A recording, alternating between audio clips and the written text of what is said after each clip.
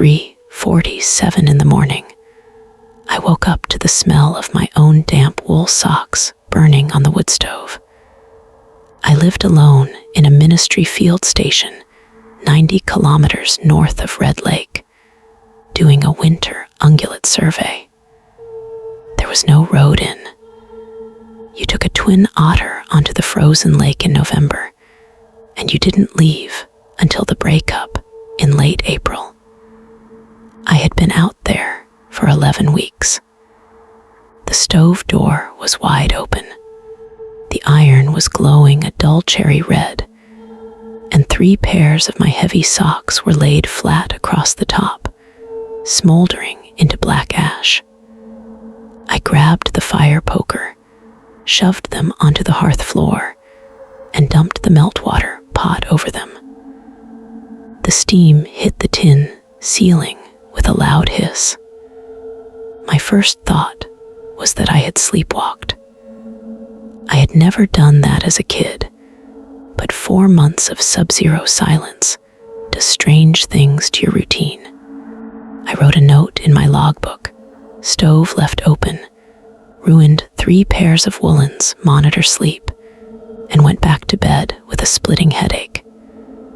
2 nights later, I found my field journal on the floor beside the woodbox. Page 42 was torn in half. On the clean side of the tier, someone had written 4 words with my black grease pencil: "Stop turning it off." The handwriting was sharp and slanted. It looked like mine, but tighter, like I'd written it while shivering. I told myself it was fatigue.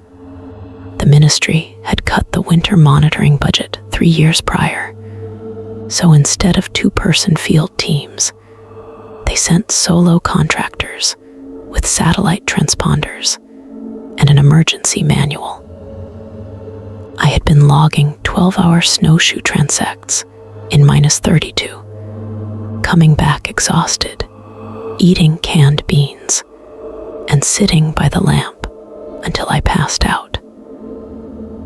Memory slips happen when you don't hear another human voice for 80 days. I decided to set my phone on the dry sink ledge facing the bunk to record the room while I slept. In the morning, the phone was dead. The battery was at 0, even though it had been plugged into the solar bank. When I plugged it back in and booted it up, the video file was corrupted, but there was a new memo saved in the voice recorder app, timestamped at 2:14 a.m. I hit play. There was no voice, just the heavy, rhythmic thud of an axe hitting frozen wood over and over, followed by the sound of someone whistling a flat, 3-note tune. It was the exact tune my grandfather used to whistle when he worked in his woodshop in Kenora. I hadn't thought about that tune in 20 years. I stood there in the cold cabin, holding the phone, and looked at my right hand. The skin across the knuckles was split and bleeding, dried stiff with black resin. I walked out to the linta behind the cabin. The woodpile had been hacked to splinters. Not split cleanly for the stove, but butchered into jagged, unusable shards, scattered across the crust of the snow. My 3-pound felling axe was wedged deep into the cedar frame of the woodshed, 4 feet off the ground. That was the moment the logic broke. There wasn't an intruder. There was no poacher out here. The nearest trapline was 40 miles west across unplowed muskeg. The person destroying the camp was me. I went back inside and sat by the unlit stove. My hands were shaking so hard I spilled the matches. I tried to think through the protocol. In the green ministry binder on the shelf, under Section 4, Medical and Psychological Contingencies, it said to notify dispatch immediately via the Garmin InReach if a contractor experienced disorientation or dissociative episodes. I pulled the Garmin off its hook. The screen was shattered. The casing had been hammered against the edge of the cast iron stove until the circuit board was exposed and bent in two. I didn't remember doing it.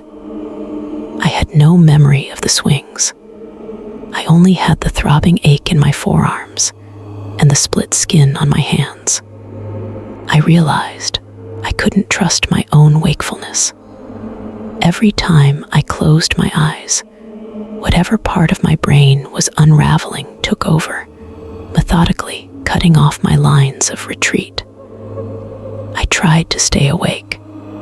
I drank instant coffee until my stomach cramped. I dragged the heavy pine table across the door and wedged an iron pry bar beneath the handle.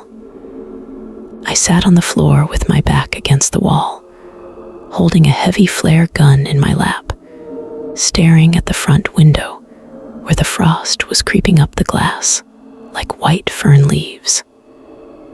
I don't know when I lost time. I came to suddenly, standing barefoot in the snow 50 yards from the cabin. The cold didn't feel sharp anymore. It felt heavy and dull, like wool pressed against my chest. The northern sky was faint green with aurora, completely silent. I looked down at the snow around me. There were no other tracks, just one single set of deep, staggering footprints leading from the open doorway of the cabin straight into the black spruce timber. I looked down at my left hand. I had taken the exterior padlock from the meat cache and snapped it shut through the thick leather strap of my snowshoes, locking them together so they couldn't be strapped on. The key was nowhere in my pockets. Inside the cabin, the yellow light from the kerosene lamp was still burning in the window. Nailed to the exterior doorframe with a 2-inch framing nail was a piece of cardboard from an old ration box.